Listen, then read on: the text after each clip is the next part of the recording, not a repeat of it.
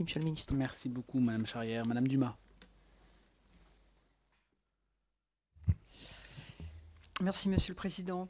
Monsieur le Ministre, le Premier ministre l'a rappelé tout à l'heure, face au terrorisme, ce qui est un enjeu évidemment sécuritaire, puisqu'il faut assurer la sécurité de nos citoyens, mais c'est aussi un combat avant tout culturel et social. Il l'a dit, c'est un combat contre ceux qui veulent défaire la France, et donc ça veut dire contre ceux qui instrumentalisent nos enfants à cette fin. C'est donc bien en priorité une question d'éducation. Bernard Avet, ancien principal d'un collège sensible de Marseille, a écrit un livre intitulé « Principal de collège ou imam de la République », dans lequel il dénonce ce qu'il appelle la loi du silence face à l'emprise de l'islamisme radical dans les milieux scolaires.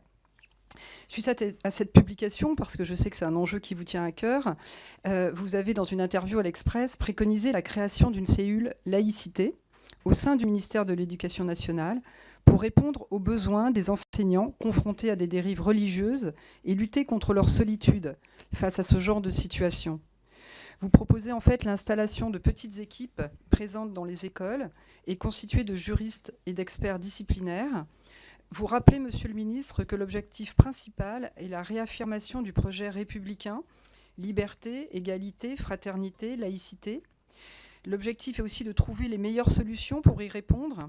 Vous soulignez l'importance de l'enseignement de la philosophie et du fait religieux. Nous y sommes donc évidemment très sensibles.